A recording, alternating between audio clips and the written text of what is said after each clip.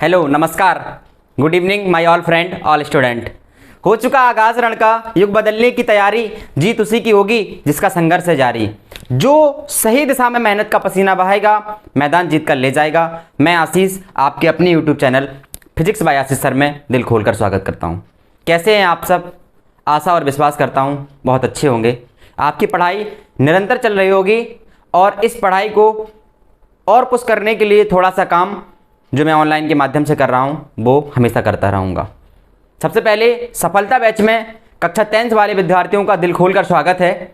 आइए आज बात करते हैं और आगे जो हम लोगों ने पहला लेक्चर देखा था प्रकाश का परावर्तन, उसमें हम लोगों ने प्रकाश के बारे में बात की थी। लाइट क्या होती है, कैसे उसका बिहेव होता है, किस तरीके से वो चलती है।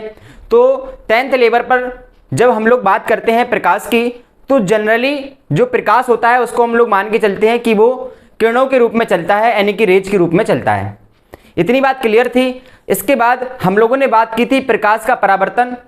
ये कौन सी घटना होती है जिसे हम लोग प्रकाश का परावर्तन कहते हैं, उसके बारे में हम लोगों ने बहुत डिटेल में चर्चा की थी। किस तरीके से क्या सीन रहता है जब कोई प्रकाश की किरण किसी समतल पृष्ठ पर आकर गिरती है और गिरकर टकराती है, टकराकर उसी मार्ग में वापस लौट जाती है। ये जो पूरी प्रक्रिया होती है, इस प्रक्रिया को हम लोगों ने नाम दिया था प्रकाश का परावर्तन। उसमें हम लोगों ने नियम पढ़े थे। प्रकाश के परावर्तन के दो नियम होते हैं। पहला नियम ये कहता है सर कि आने वाली प्रकाश की किरण यानी कि आपतित किरण इंसिडेंट रे, टकराकर वापस जाने वाली किरण यानी कि परावर्तित किरण रिफ्लेक्टेड रे, और उस पर खींचा गया अभिलंब तीनों एक ही तल में होते हैं। इसे प्रकाश के परावर्तन का पहला नियम कहते हैं। इसके बाद दूसरा नियम यह था कि आपतित किरण और अभिलंब के जो बीच कोण बनता है उसे आई से प्रदर्शित करते हैं, और परावर्तित किरण और अभिलंब के बीच में जो कोण बनता है उसे हम लोग परावर्तन कोण कहते हैं, जिसे पहले को आई से और दूसरे को आर से रिप्रेजेंट करते हैं। मतलब परावर्तन की घटना में आपतन कोण आई का मान परावर्तन कोण आर के मान के हमेशा बराबर होता है। इस तरीके से कुछ बेसिक चर्चाएं की थी जो निश्चित ही आपके एग्जाम में कहीं ना कहीं आपको देखने को मिलेगा। इससे क्वेश्चन आपको निश्चित देखने को मिलेंगे। आज बात करते हैं डिस्कशन पॉइंट के बारे में कि आज हम किन किन बातों पर चर्चा करेंगे। पहली बात है प्रतिबिंब। इमेज क्या होती है, कैसे बनती है, कौन कौन से इमेज होते हैं। जनरली हम कहते हैं कि हमारी फोटो खींच दो, कैमरामैन आता है, बढ़िया फोटो खींचता है, इमेज हमारी दिखती है। उसी तरीके से सेम सीन यहाँ पर आज हम फिजिक्स के द्वारा देखेंगे। बड़े इंटरेस्टिंग तरीके से इनको जानने का प्रयास करेंगे और इसको बहुत अच्छे तरीके से समझेंगे। प्रतिबिंब कितने प्रकार के होते हैं, इन बारे में बात करेंगे। दूसरी बात करेंगे गोलीय दर्पण क्या होते हैं, स्फेरिकल मिरर क्या होते हैं, इसके बारे में बात करेंगे। और बेसिकली दर्पण कितने प्रकार के होते हैं इसके बारे में चर्चा करेंगे। इसके बाद बात आती है कि गोलीय दर्पण जो हम बनाते हैं, आपके 10th सिलेबस में जो गोलीय दर्पण हुए हैं, जो बताए गए हैं, उनमें किन किन बातों का हमें ध्यान रखना है उसके बारे में आज हम लोग चर्चा करेंगे। इतनी बातें क्लियर है तो बात करते हैं सबसे पहले प्रतिबिंब की। किसकी बात करते हैं? प्रतिबिंब की। प्रतिबिंब की बात करने के लिए सीधा सा आपको फंडा ये पता होना चाहिए कि अगर जैसे मान के चलो होता क्या है, जब हम अपने सामने कोई दर्पण लेते हैं तो हम अपना चेहरा देखते हैं, हमारा चेहरा हमारे सामने हमें दिखाई देता है उसमें। तो वो जो आपने देखा है अपना चेहरा, वो आपका क्या है? इमेज है, प्रतिबिंब है। लेकिन फिजिक्स में जो प्रतिबिंब बनाने के कुछ रूल्स हैं, कुछ नियम हैं, तब आप कहेंगे कि वो प्रतिबिंब है, वो इमेज है। वो क्या है वो सुनिए। स्टोरी ये है कि जब कोई वस्तु किसी दर्पण के सामने रखी है, मान लो ये दर्पण है और इसके सामने कोई वस्तु रखी है, तो फिजिक्स की भाषा में अगर प्रतिबिंब बनना है यानी कि इमेज बनाना है आपको, तो क्या करना होगा? इस वस्तु से हमें किरणें भेजनी होंगी, प्रकाश की किरणें। इस वस्तु से अगर हम प्रकाश की किरणें भेजेंगे तो यहां पर अगर दर्पण रखा है तो दर्पण से क्या होगी? परावर्तन की घटना। क्योंकि प्रकाश की किरण अगर दर्पण पे आती है और गिरती है, दर्पण कहें या फिर लेंस, दोनों चीजें हो सकती हैं। तो जब कोई प्रकाश की किरण किसी वस्तु से चलकर किसी दर्पण या लेंस से टकराकर या अपवर्तन की घटना, देखो दर्पणों में होती है परावर्तन की घटना और जो लेंस होते हैं उनमें अपवर्तन की घटना होती है। तो जब कोई प्रकाश की किरणें किसी दर्पण से परावर्तन के पश्चात या लेंसों से अपवर्तन के पश्चात जिस बिंदु पर मिलती हैं उस बिंदु को कहते हैं उस वस्तु का प्रतिबिंब। उस वस्तु का क्या कहते हैं? प्रतिबिंब। तो प्रतिबिंब की डेफिनेशन समझ में आई। तो अगर कोई पूछे कि प्रतिबिंब क्या होता है तो आप क्या बताएंगे उसे? प्रतिबिंब क्या होता है तो आप उसे क्या बताएंगे? प्रतिबिंब को इंग्लिश में बोलते हैं इमेज। इमेज क्या होता है? सोचिए और समझिए और दिमाग लगाइए अपना, क्योंकि फिजिक्स एक ऐसा सब्जेक्ट है जिसमें जितना आप अपना दिमाग दौड़ाएंगे उतना वो आपको समझ में आएगा। भगवान ने, ईश्वर ने दिमाग दिया है तो इसको यूज कीजिए, यूटिलाइज कीजिए। जितना यूटिलाइज करेंगे ये उतना आपको बढ़ता चला जाएगा। ठीक है, देखिए बात करते हैं प्रतिबिंब की। तो हमने ये कहा जब किसी वस्तु के बिंदु से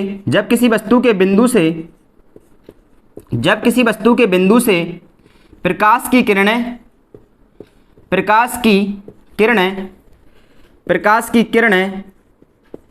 जब किसी वस्तु के बिंदु से प्रकाश की किरणें चलकर परावर्तन अथवा अपवर्तन के बाद जिस बिंदु पर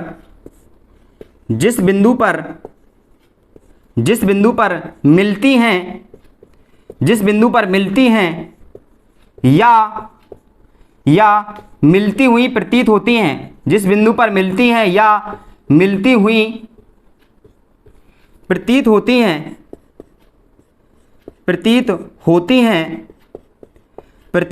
हैं उस बिंदु को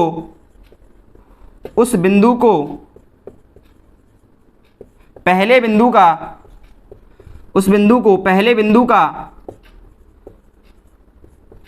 प्रतिबिंब कहते हैं।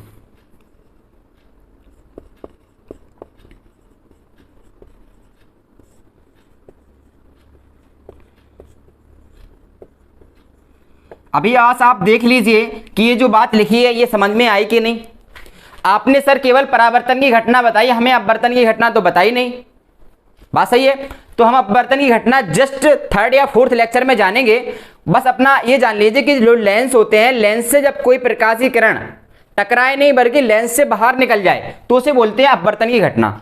क्या सीन है? जब कोई वस्तु किसी बिंदु से जब किसी वस्तु के बिंदु से प्रकाश की किरणें चलकर परावर्तन की घटना होगी, अगर दर्पण होगा और लेंस होगा तो अपवर्तन की घटना के बाद जिस बिंदु पर मिलती हैं। मतलब सर इसका ये मतलब है कि जो प्रकाश की किरणें हैं वो कम से कम हमारे पास 2 होनी चाहिए, 2 से ज़्यादा हो सकती हैं। तो कम से कम जिस बिंदु से जो वस्तु है उस बिंदु से अगर हम प्रकाश की किरणें भेजेंगे तो 2 भेजेंगे। 2 किरणें परावर्तन या अपवर्तन के पश्चात जिस बिंदु पर मिलती हैं या फिर मिलती हुई प्रतीत होती हैं तो वहां पर बनता है जो वस्तु का बिंदु था उस वस्तु का इमेज यानी कि प्रतिबिंब बन जाता है। ये फिजिक्स के अकॉर्डिंग प्रतिबिंब की डेफिनेशन हो गई। इतनी बात क्लियर है? नोट डाउन कीजिए इसको फटाफट। बहुत अच्छे तरीके से जानेंगे प्रतिबिंब को, एक बहुत अंदाज में लेके चलेंगे, इसको बहुत अच्छे तरीके से समझेंगे, सारी चीजें आपके दिमाग में बिल्कुल फिट हो जाएंगी। इसको आप नोट डाउन कीजिए, इसकी शॉट ले सकते हैं। चलिए इसके बाद बात करते हैं प्रतिबिंबों के प्रकार की। जो इमेज होती है उनके कितने प्रकार होते हैं, इमेज के प्रकार कि प्रतिबिंब के कितने प्रकार होते हैं इसके बारे में बात करते हैं। प्रतिबिंब के प्रकार, टाइप्स ऑफ द इमेज। प्रतिबिंब के प्रकार, टाइप। तो व्हाइट बोर्ड में लिखे हैं वास्तविक और आभासी। पहला होता है वास्तविक प्रतिबिंब, वास्तविक प्रतिबिंब यानी कि रियल इमेज, और दूसरा आपके सामने होता है आभासी प्रतिबिंब। आभासी प्रतिबिंब, आभासी प्रतिबिंब, दोनों को समझेंगे बहुत अच्छे तरीके से। क्या सीन है? स्टोरी ये है इसकी कि अगर प्रकाश की किरणें गई किसी वस्तु से तो अगर वो वास्तव में मिल जाएं, परावर्तन या अपवर्तन के पश्चात वो वास्तव में मिल जाएं तो वास्तविक प्रतिबिंब यानी कि रियल में अगर मिल जाएं तो वहां पर कौन सा प्रतिबिंब बनेगा? वास्तविक प्रतिबिंब। अगर ऐसा हो कि वस्तु से चलकर प्रकाश की किरणें अपवर्तन के पश्चात या परावर्तन के पश्चात वास्तव में ना मिले लेकिन ऐसा लगे कि वो वहां पर मिल रही हैं, ऐसा लगे वो वहां पर मिल रही है, यानी कि मिलती हुई प्रतीत हो, तो वहां पर बनेगा आपका आभासी प्रतिबिंब। जिस तरीके से जनरल हम लोग अपने दैनिक जीवन से जोड़ के देखें, जैसे मान के चले कि हमारे किसी व्यक्ति से मुलाकात हो गई, तो हम कहेंगे उसे वास्तविक मुलाकात हुई हमारी, और अगर हमारी बाई कॉन्टैक्ट फोन से बात हुई तो हम उससे क्या कहेंगे कि हमारी आभासी बात हुई। लेकिन ऐसा फील आएगा कि हमने उससे बात की, हम उससे मिले, लेकिन वास्तव में तो नहीं मिले ना, फीलिंग आ रही है। सेम यहां पर अगर वास्तव में ना मिले अगर किरणें, तो वो आपका आभासी प्रतिबिंब, और अगर वास्तव में मिल जाए किरणें तो वो आपका वास्तविक प्रतिबिंब बनेगा, और यहां पर आभासी। इतनी बात क्लियर है। तो इसका क्या लिखेंगे, इसमें ये लिखेंगे जब प्रकाश की किरणें, जब प्रकाश की किरणें परावर्तन या अपवर्तन के बाद, परावर्तन या अपवर्तन के बाद, परावर्तन या अपवर्तन के बाद वास्तव में मिलती हैं, वास्तव में मिलती हैं, वास्तव में मिलती हैं, तो वहाँ रियल इमेज बनती है, रियल इमेज बनती है, रियल इमेज बनती है। रियल इमेज का मतलब है वास्तविक प्रतिबिंब, इसको क्या कहेंगे, वास्तविक प्रतिबिंब, वास्तविक प्रतिबिंब। तो जो वास्तविक प्रतिबिंब बनेगा, इसमें सेम कंडीशन उल्टी, जब प्रकाश की किरणें, जब प्रकाश की किरणें परावर्तन या अपवर्तन के पश्चात, परावर्तन या अपवर्तन के बाद वास्तव में ना मिले, वास्तव में ना मिले, बल्कि मिलती हुई प्रतीत हों, मिलती हुई प्रतीत हों, मिलती हुई प्रतीत हों, तो प्रतिबिंब, तो प्रतिबिंब आभासी होगा, यानी कि वर्चुअल। इतना नोट डाउन कीजिए, इतना नोट डाउन कीजिए, जल्दी से स्क्रीनशॉट ले सकते हैं। ठीक है, इतनी बात सर समझ में आ गई हमें, वास्तविक और प्रतिबिंब, आभासी प्रतिबिंब क्या होता है, वास्तविक प्रतिबिंब क्या होता है। क्लियर है बात। जब वास्तव में मिल जाए किरणें तो वहां पर वास्तविक प्रतिबिंब, अगर मिलती हुई प्रतीत हो तो वहां पर आपका आभासी प्रतिबिंब बनेगा। प्रतिबिंब क्या होता है, जब कोई प्रकाश की किरणें किसी वस्तु से चलकर परावर्तन या अपवर्तन के पश्चात जिस बिंदु पर मिलती हैं या फिर मिलती हुई प्रतीत होती हैं, तो उस बिंदु का, पहले बिंदु का हम लोग प्रतिबिंब कहते हैं। इतनी बात क्लियर है। ओके, चलिए आगे बात करते हैं। जानते हैं गोलीय दर्पण क्या होते हैं। गोलीय दर्पण को जानने से पहले हम लोग दर्पण के बारे में ही जान लेते हैं कि क्या होते हैं, कि जो दर्पण होते हैं वो होते क्या हैं और कैसे बनते हैं। जनरली बात करते हैं दर्पण के बारे में। इंग्लिश में इसको मिरर बोलते हैं। इंग्लिश वर्ड मज़ेदार होते हैं, मिरर, क्या बात है, इसको तो सर सुना है हमने। क्या होता है सुनते हैं। जनरली सुबह सुबह जब स्कूल जाते हैं तो तैयार तो होते ही होंगे, शीशा तो देखते ही होंगे। तो जो शीशा यूज कर रहे हो ना अपना देखने के लिए, वही दरअसल क्या है, आपका दर्पण है। लेकिन उस दर्पण का स्पेशल नाम है, उसको हम लोग कहेंगे समतल दर्पण। क्यों सर? क्योंकि जो उसकी शेप है, यानी कि जो उसका आकार है, वो कैसा है, प्लेन है कि नहीं। एक बात सर कंफर्म हो गई, जो चीज़ें प्लेन होती हैं, मतलब जो दर्पण प्लेन होते हैं, उनको हम लोग समतल दर्पण कहते हैं। लेकिन वो दर्पण कैसे बना सर? पहले तो वो कांच था, लेकिन उसके पीछे हमने देखा सर कि कोई कलर होता है, कोई चीज़ पेंट होती है, तब जाके हमें अपनी शक्ल दिखाई देती है, अपना फेस दिखाई देता है। जबकि अगर हम सिंपल कांच में देखें तो हमें अपना फेस नहीं दिखाई देता है। मतलब इसका ये मतलब है सर कि अगर कोई कांच है या कोई समतल चीज़ है, उस पर एक और क्या हो, पेस्ट हो, मतलब कोई कलई हो या कोई चीज़ पेस्ट कर दी गई हो, पोत दी गई हो, उसके बाद दूसरा तल क्या बन जाए, परावर्तक बन जाए। तो इस तरीके का जो बना हुआ सिस्टम होता है उसे हम लोग दर्पण कहते हैं। इतनी बात क्लियर हो गई सर। दर्पण हमने बताया आपको कि सर एक तो हमने अभी नाम बताया समतल दर्पण। कौन सा? समतल दर्पण, जो हम लोग जनरली यूज करते हैं। इसके बाद बात करेंगे गोलीय दर्पण की। किसकी? गोलीय दर्पण की। गोलीय दर्पण इंग्लिश में स्पेरिकल मिरर बोलते हैं। ये दो टाइप्स के होते हैं, इन्हें हम लोगों को पढ़ना है, ये आपके सिलेबस में है। पहला लिखा है अवतल दर्पण, इसको कॉनकेव मिरर बोलते हैं, और ये कॉन्वेक्स होता है। इंग्लिश में अवतल, हिंदी में अवतल बोलते हैं इसको, और इसको उत्तल कहते हैं। इतनी बात क्लियर है? बोलो, सब समझ में आ गई बात। चलो बात करते हैं गोलीय दर्पण की। गोलीय दर्पण को जानने के लिए आपको क्या करना है, कांच का एक खोखला गोला लेना है। पूरा कॉन्सेप्ट, जो भी चीजें पढ़ेंगे हम कांच के खोखले के अकॉर्डिंग, आज के बारे में पूरी चर्चा होने वाली है। दर्पण तो बना लेते हैं, लेकिन कांच का खोखला गोला हम लोग भूल जाते हैं, देन जाके हम लोगों को चीजें समझ में नहीं आती हैं। तो हमें क्या करना है, पहले बहुत अच्छे तरीके से अपने दिमाग में ये कॉन्सेप्ट फिट करना है कि जो भी हम बात करेंगे वो कहीं ना कहीं गोलीय दर्पण से रिलेटेड होगी। ठीक है ना? जो उत्तल या अवतल दर्पण बनाएंगे वो किससे बनाएंगे? गोलीय दर्पण से। गोलीय दर्पण मतलब ये कांच का खोखला गोला लेना है आपको, वृत्त नहीं, गोला। कांच का खोखला गोला लेना है। जैसे मान के चलिए ये आपने कांच का खोखला गोला ले लिया, ठीक है, इतनी बात क्लियर है।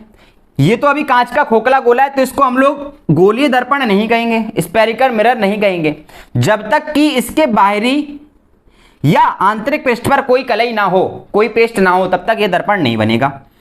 अब हमें बनाने क्या है? अवतल और उत्तल दर्पण। बड़े सरल, बड़े सिंपल। क्या सर?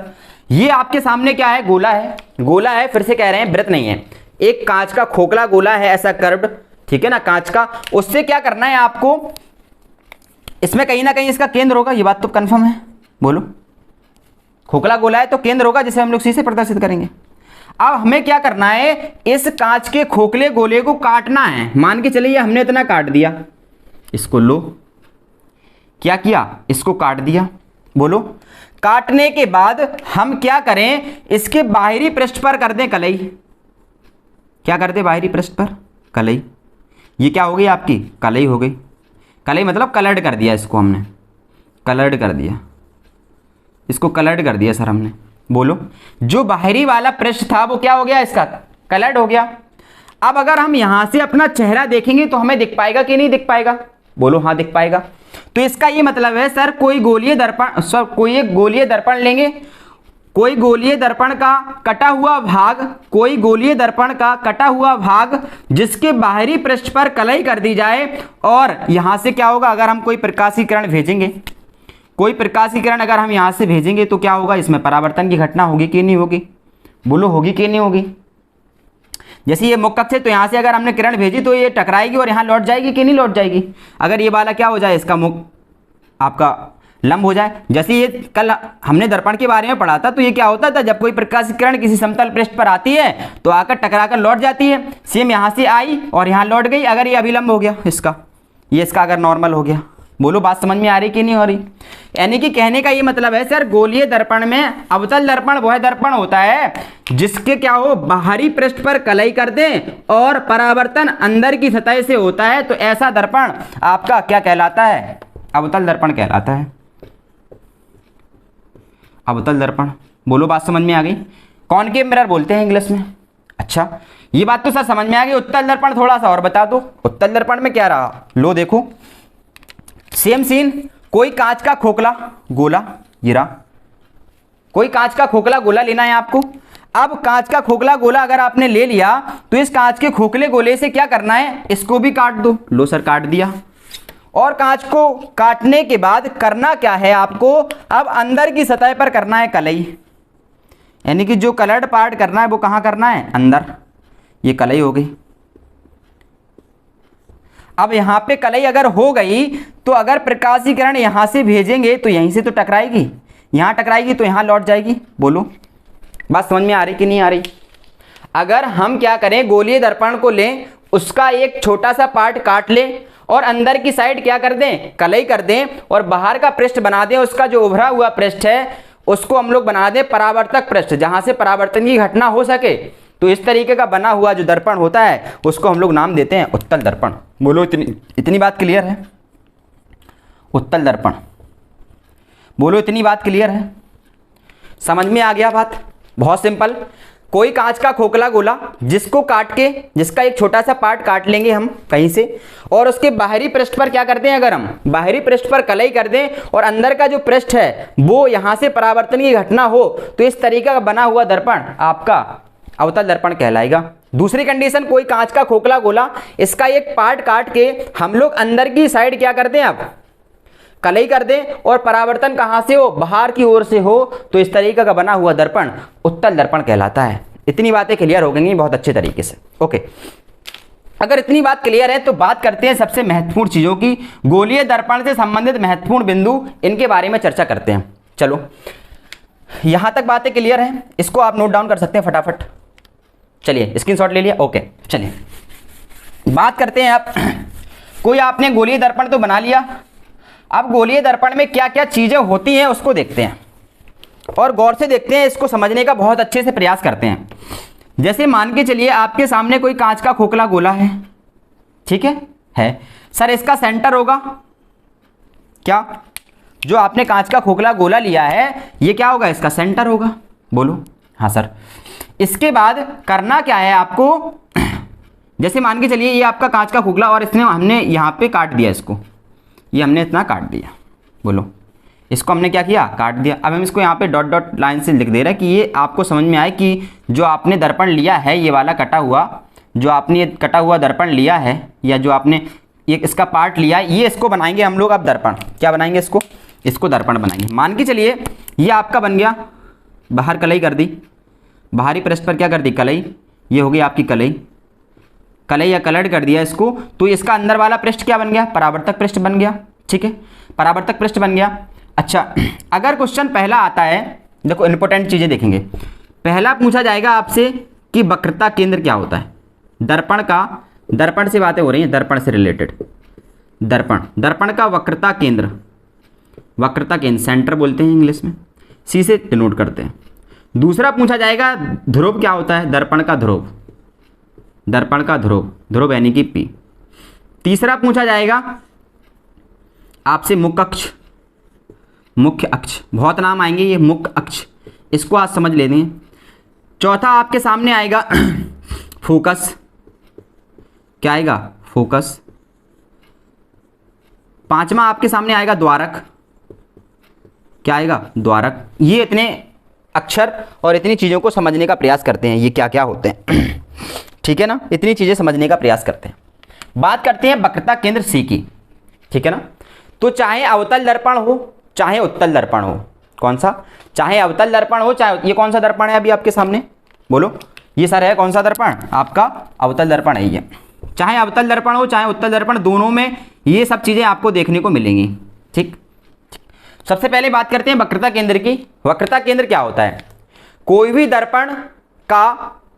दर्पण जिस खोखले गोले का भाग होता है, ये खोखले गोले से ही तो बना था, कोई भी दर्पण जिस खोखले गोले का भाग होता है, उस खोखले गोले का जो केंद्र होता है उसको हम लोग कहते हैं वक्रता केंद्र, से इसे डिनोट करते हैं। बात समझ में आ गई। किसी खोखले गोले का केंद्र जो होता है वही दर्पण का क्या होता है, वक्रता केंद्र होता है। इतनी बात क्लियर हो गई, ठीक है सर, हो गई।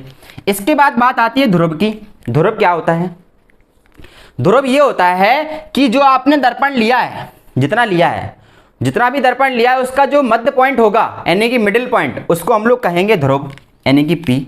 सर इसके मध्य में यहाँ पे ले लें क्या, पी, बिल्कुल ले लो, ये ले लिया पी, बोलो बात समझ में आ गई। इसके जो आपने दर्पण लिया है उसका जो मध्य बिंदु होगा उसको हम लोग ध्रुव यानी कि पी कहेंगे। इतनी बात क्लियर है, ओके सर। नेक्स्ट बात आती है मुख्य अक्ष। क्या कहोगे, अगर दर्पण का ध्रुव पूछा जाए तो आप क्या बताओगे कि दर्पण का जो आपने दर्पण लिया है काटा हुआ, उसका जो मध्य पॉइंट होगा, दर्पण का जो मध्य पॉइंट, उसको हम लोग क्या कहेंगे, दर्पण का ध्रुव यानी कि पी कहेंगे। सर मुख्य अक्ष क्या होती है, जानने का प्रयास करते हैं। बड़ा सिंपल, देखो क्या करना है आपको ये करना है आपको कि जो आपने सी और पी लिया है, इससे होते हुए आपको एक लाइन खींचनी है। सी से और पी से होते हुए जो आप लाइन खींचेंगे इसको आप नाम देंगे मुख्य अक्ष। क्या कहेंगे, मुख्य अक्ष। क्या कहेंगे, मुख्य अक्ष। बोलो बात क्लियर है, अगर सी और पी से होती हुए जो आप सीधी लाइन खींचेंगे उसका नाम होगा आपका क्या, मुख्य अक्ष। इतनी बात सब क्लियर है। नेक्स्ट बात करते हैं फोकस की। किसकी? फोकस की। फोकस क्या होता है? देखो, फोकस की डेफिनेशन जानने के लिए आपको यहां पर करनी होगी परावर्तन की घटना। परावर्तन की घटना हम सीख के आए। परावर्तन की घटना में यह करना होगा आपको कि अगर किसी दर्पण के मुख्य अक्ष के समांतर, समांतर मतलब ये मुख्य अक्ष है तो इसके समांतर ये मुख्य अक्ष के समांतर जब कोई प्रकाशीय किरण आप भेजते हो, ये भेज दी प्रकाशीय किरण, मुख्य अक्ष के समांतर जब कोई प्रकाशीय किरण भेजते हो तो परावर्तन के पश्चात जिस बिंदु से होकर जाती है या जिस बिंदु से आती हुई प्रतीत होती है उसे बोलते हैं दर्पण का ध्रुव, यानी कि पी एफ। बोलो बात समझ में आई? अगर मुख्य अक्ष के समांतर जो भी आप किरण भेजेंगे तो उससे परावर्तन की घटना होगी दर्पण से। परावर्तन के पश्चात मुख्य अक्ष को जिस पॉइंट पर वो काटती है उसको बोलते हैं फोकस, यानी कि एफ। बोलो बात समझ में आ गई? जैसे सर यहां से भी तो भेज सकते हैं इसको मुख्य अक्ष को, बिल्कुल मुख्य अक्ष के समांतर यहां से भेजेंगे तो ये कहां से जाएगी? इस पॉइंट से। तो यहां पर ये क्या बनेगा आपका? ये गई और दर्पण, तो यहां पर जो मुख्य अक्ष पर जिस बिंदु पर काटा उसको हम लोग कहेंगे फोकस एफ। इतनी बात क्लियर है। बात करते हैं द्वारक की। किसकी करते हैं? द्वारक। द्वारक एक तरीके से कह सकते हैं कि जो आपका जो आपने खोखला गोला लिया है उसका जो व्यास होता है वही क्या होता है? दर्पण का द्वारक होता है। जो खोखला गोला आपने लिया है, खोखले गोले का जो आपका व्यास होता है वही क्या होता है? दर्पण का द्वारक होता है। इतनी बातें क्लियर है? इसको नोट डाउन कीजिए फटाफट।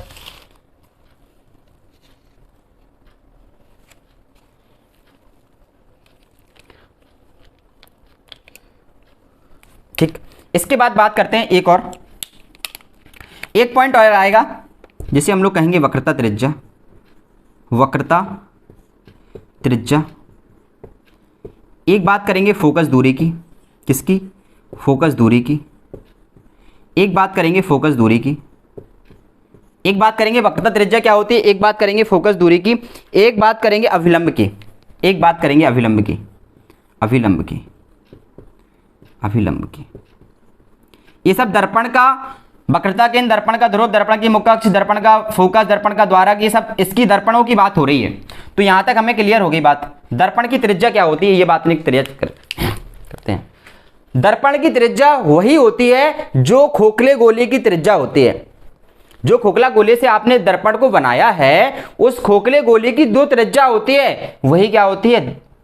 दर्पण की वक्रता त्रिज्या। या सीधा सा फंडा ये कि वक्रता केंद्र और ध्रुव तक की जो दूरी होती है इतनी, यही आपकी क्या कहलाती है?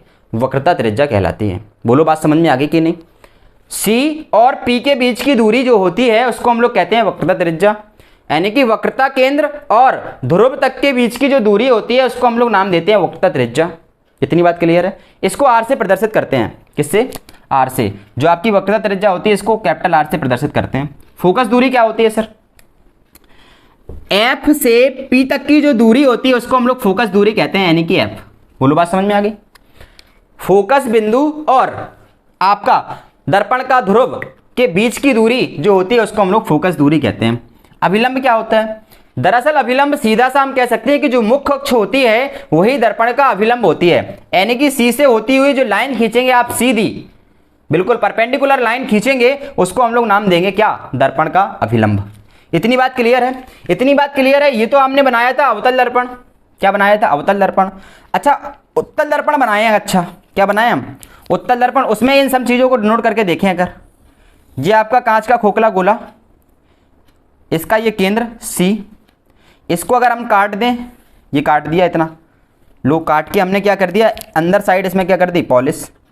ये रही पॉलिश, या कलर कर दिया इसको। तो ये कौन सा दर्पण बन गया अभी आपका? उत्तल, उत्तल दर्पण। ये कौन सा? अवतल दर्पण था, अवतल दर्पण। गौर से देखेंगे, समझने का प्रयास करेंगे। अगर वक्रता केंद्र पूछा जाए किसी दर्पण का वक्रता केंद्र क्या होता है तो आप कहेंगे जो दर्पण जिस खोखले गोले का भाग है उसका ही केंद्र क्या कहलाता है? दर्पण का वक्रता केंद्र कहलाता है। और दर्पण का ध्रुव क्या होता है सर? मिडिल पॉइंट जो होता है दर्पण का वही क्या होता है? ध्रुव होता है। मुख्य अक्ष क्या होती है सर? सी से पी को मिलाती हुई जो लाइन खींचते हैं उसको हम लोग कहते हैं ध्रुव। सी से पी को मिलाती हुई जो लाइन खींचते हैं उसको कहते हैं ध्रुव। इतनी बात क्लियर है? सी से पी को मिलाती हुई जो लाइन खींचते हैं उसको मुख्य अक्ष कहते हैं। फोकस क्या होता है? अगर अब यहां देखो, गौर से समझने का प्रयास करेंगे।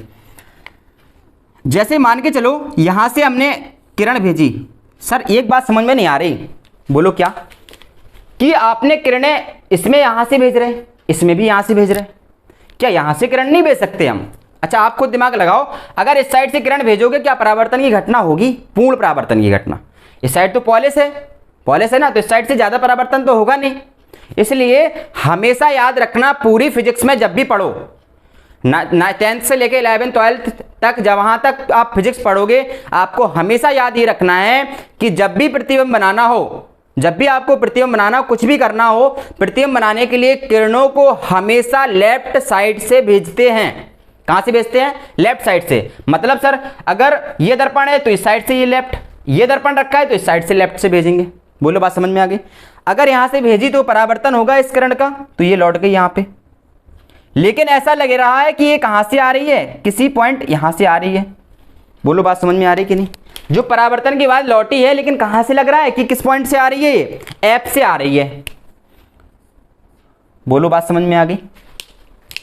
तो हमें एक बात सर समझ में आई क्या, कि जो अवतल दर्पण होता है उसका जो केंद्र होता है वो परावर्तक पृष्ठ के ओर होता है, जहां से परावर्तन हो रहा होता है उसकी ओर होता है, सी और एफ।